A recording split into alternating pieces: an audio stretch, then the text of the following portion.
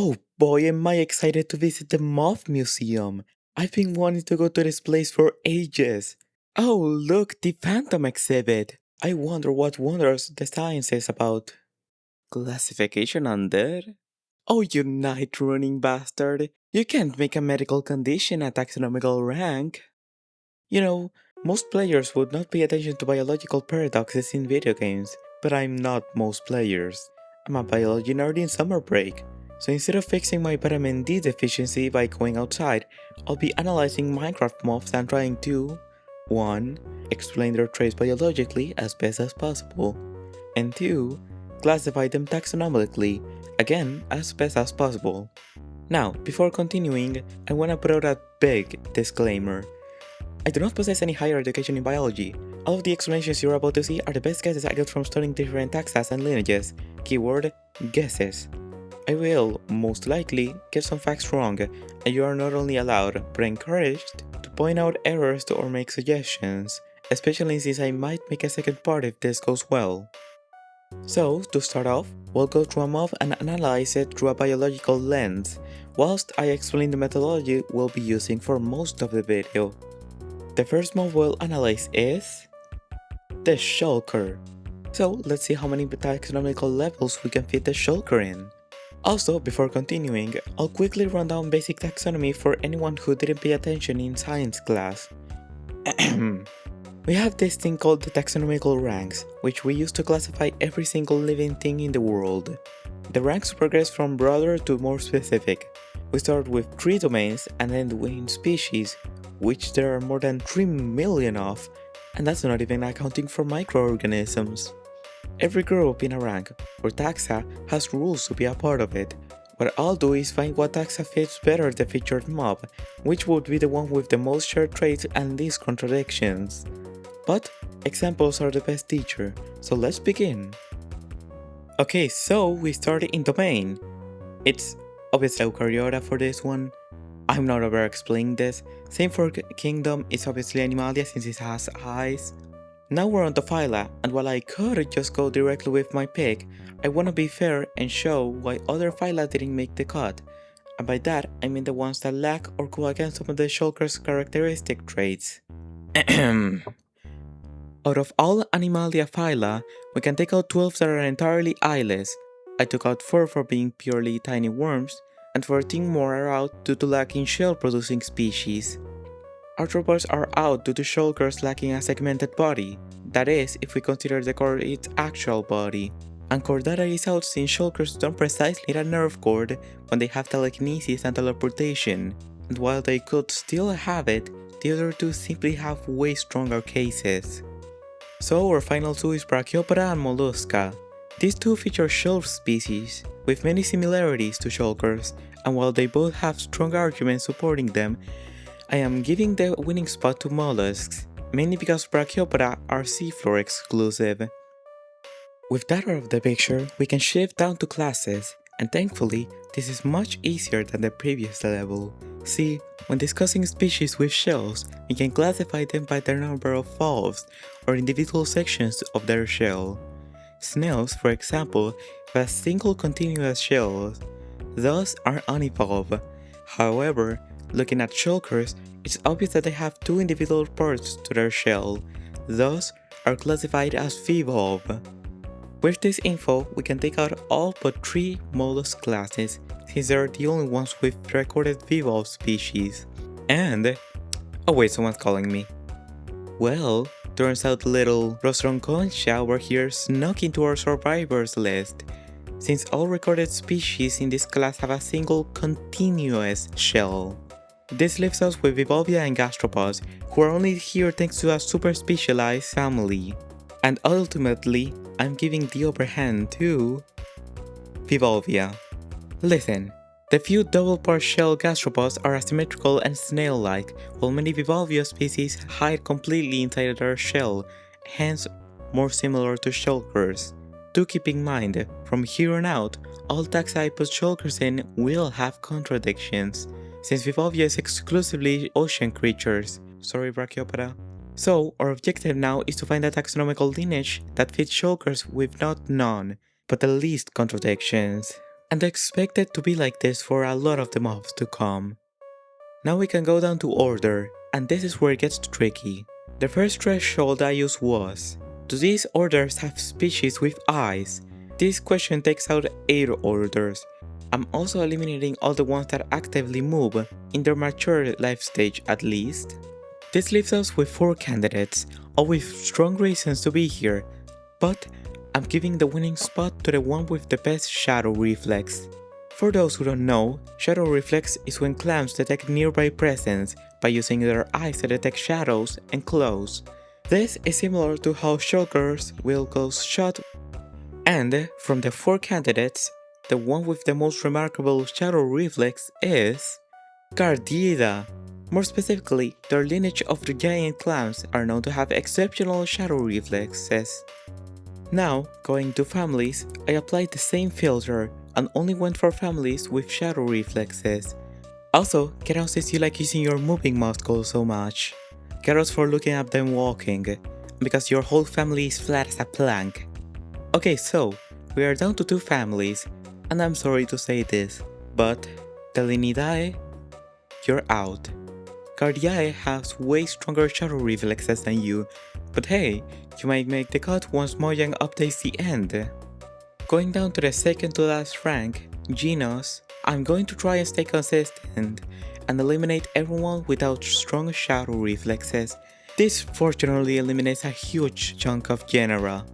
Now, from the 5 remaining one, this might seem strange, but I'm removing 3 since their general size is not even close to Shulker's, if we account for the fact that their shell is a meter by a meter. This leaves us with the giant clam duo, but sadly, one has a characteristic that takes them out of the board. This genus has mantles, or shell generating structures that extend beyond their shell. In Shulkers, we can infer with confidence that there is no part extending beyond the shell, with it's more with the other genus, and the genus that passes is Hippopus. I'm sorry, Tridacna, but consider learning to keep your mantle to yourself. With the genus set, we only have one more rank to review, species, and you will not believe my relief when I discovered that there are only 2 species in this genus, which is a good refresher after the previous overcrowded taxas. Our choices are the Hippopus hippopus, also known as the bird paw clam, and Hippopus porcellanus, also known as the China clam. Listen, there's a reason why these are the finalists. They are very similar, and you could build strong arguments supporting Shulkers being more alike to whichever. With that said, one major difference doomed one of them, and that is the China clam. This species' shell is way lighter and softer than the bear paw clam, which has a way harder and more robust shell, much alike to how Shulkers gain a massive durability boost when they close their shell. So, we can conclude that the Hippopus hippopus, or bear paw clam, is the organism most alike to Shulkers, at least from what my studies pointed to. Of course we can do a video about Minecraft mobs without including the face of Minecraft themselves. The Creeper!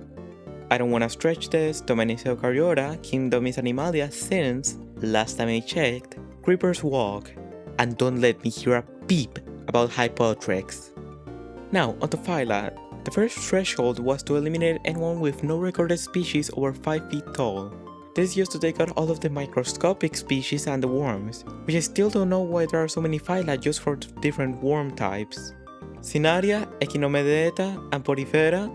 Since you guys like water so much that you have no species living outside of it, you can get out and go back to the ocean. And while I do know Nemerata technically has land-based species, they are still extremely reliant on humidity, so you can take the ocean bus too. So, our 2 finalists are Chordata and Arthropus. And truly, the creeper is unrealistic enough to fit in either, so much so that the winner had to be decided using another unrealistic feature, enchantments. Bane of Arthropus affects, for namesake, arthropods. This includes spiders, silverfish, bees, you get the deal. Creepers aren't affected by this enchantment, which gives a huge favor to Chordata, and the winning spot as well. Now we head down to classes. I'll stay consistent and take out the smaller size classes too. And reptiles only really stand up for short windows of time, so you're getting cut too. We're down to mammals and birds. Not stretching this, there's no wings, creepers are mammals. And now we shift down to nothing? Yes, actually, because beyond taxonomy, there's a bigger issue at hand. The creeper's behavior doesn't make sense. It goes up to players and explodes on them, full kamikaze. There are slightly similar versions of this, like some other termite species that explode to splash the chemicals inside of them to predators. But there's two differences. First, ants and termites only use this as a defense mechanism, while creepers use this as an offensive mechanism. Second, both of these insects are colonial, aka live in organized groups, so unless you're in a bedrock cave, you'll typically find creepers alone. A mechanism like this, realistically, is programmed to end the species, since creepers can't pass down genes. However they do that, if they off themselves while also being mostly independent. So, the question is, why would a creeper want to do that? It doesn't. Okay, I know that sounds contradictory, stay with me. Some ant species climb up trees and bite down on the leaves, called a death grip, and stay there, dying. Why do they do this? They don't. It's actually a fungi inside of them controlling their brain to make them do that in order to spread its spores. And that could be the case for the creeper too. Think of it like this. A fungi infects a creeper host, taking control over its body. Then they hunt down players and explode next to them. They explode using gunpowder, which I'm not sure how they produce naturally. That same gunpowder has the fungi spores, which are released when the creeper explodes. But what if the player kills the creeper before it explodes? Well, it still drops the spore-infested gunpowder, which players popularly use for TNT, and when that TNT blows up, it'll spread the spores even further. No matter the outcome, it's a win-win case for the fungi, because it spread its spores regardless. But that still leaves a question unanswered. All of the creepers we see in Minecraft do this, but if it's only because of the fungi, then where are the uninfected creepers? Well, there's no clear answer, but I offer two theories. First, in the creeper life cycle, whatever that looks like, creepers get infected extremely early into their lives, so by the time they grow up and walk the world where we find them, they're always infected and aggressive. Second, perhaps the normal creeper is just an incredibly good hider, so good that even we can't find it. And I know this explanation sounds vague by itself, but not with a real-life counterpart. I present the Saola, an animal so obscure it's not even registered as a word in my note-taking app.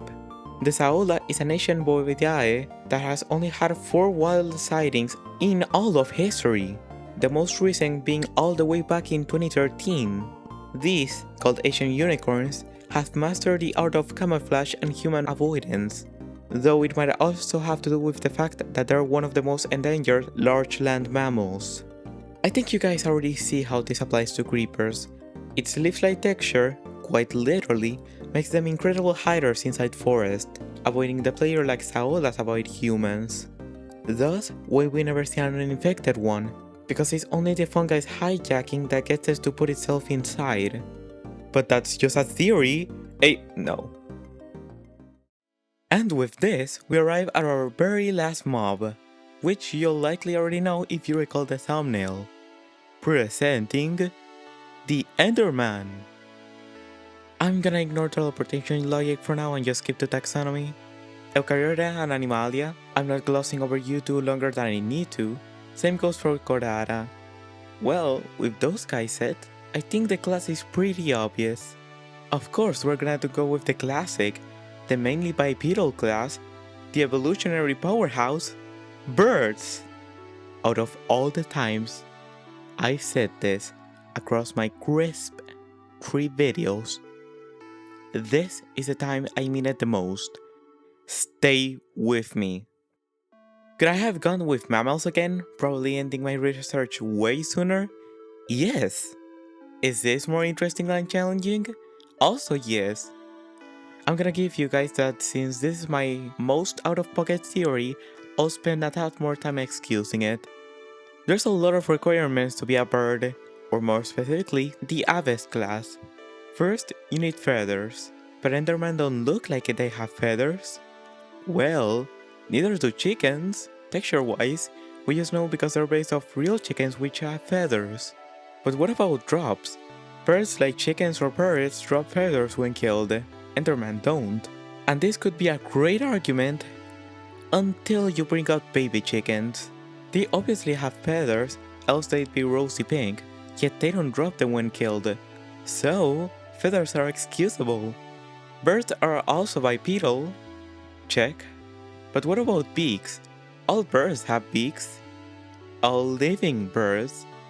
Ancient birds actually had snouts with teeth. But Endermen don't look like they have snouts. And my saving for this are cows. Look at this cow with its cute snout.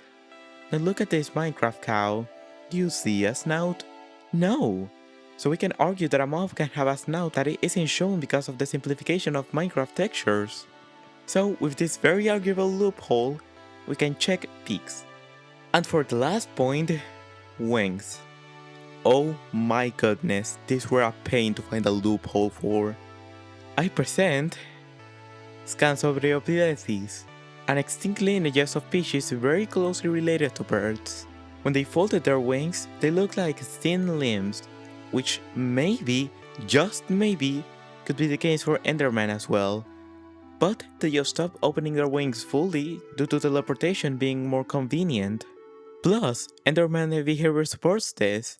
Enderman hold blocks sandwiched between their two arms. Yet, we see other mobs like zombies or skeletons holding items in a single hand, so why can't Enderman? Could be because their arms look like twigs with barely any lifting power? Yes. Could it also be because they lack actual arms, hands, and fingers? Maybe so. And now, before moving on, I'll admit that these loopholes, especially the wings one, are extremely shaky. So, I have extra evidence directly linked to Enderman behavior. First point, have we ever considered the end to be like cold? There's no sun or stars inside. In a place that cold, it makes sense for its main population, Endermen, to have feathers to protect themselves from the cold. This leads to my second point. Endermen hate getting wet, which could be because 1. It removes their main thermal layer, and 2. Similar to frigate birds, their feathers might be very sensitive to water and become completely waterlogged when wet. This could explain Enderman's aggression towards being stared at. Many birds, like ratites or corvids, correlate direct eye contact to predators or rivals, awakening violent responses. And that drives me to my last point. Remember how I mentioned Enderman holding blocks? Some, like dirt, sand or clay, might be used to build a hidden nest, which we never see since Endermen are likely very sensitive about others staring at their youth. And Enderman also pick up plants and fungi, which could also be fed to that same youth. Okay, so, if Enderman are birds, what birds are they most like? We start off in orders and avoid exceptional exceptions by taking out anyone under 2 meters tall, aka we slaughter almost the whole Avis class. Also, Struginoformes, Casuariformes, Dinosiformes, gruesome teeth and then we'll talk. This leaves us with 3 strong candidates, 2 if you take out Anseriformes due to having mainly waterproof species, and so the final 2 are Cariamiformes. When I said teeth, I didn't include maxillary ungies, and even if those hooks counted as teeth, they're 1 tooth, and I said teeth, out. Anyways, Iperiodiformes, or the elephant birds, win this round. Going down to family now. Oh, change of plans people. Eperiodiformes only has 1 recorded family, Eperiodidae, which both my scripting, voicing, and editing self appreciate. Down to genus we have only 3? This is kinda refreshing. Anyways, Mujerornis are due to being too short. In fact, they're pretty different from the other 2 genera, which has resulted in an ongoing scientific debate about if they should get their own family. Anyways, this leaves us with 2 genera, Vorombe and Epiornis. I'm not going to even stress how arguable my decision is, but Epiornis passes, due to generally having thinner legs than Vorombe, which is closer to the Enderman's slender frame. And with this, we reach species, which there are only 2 of.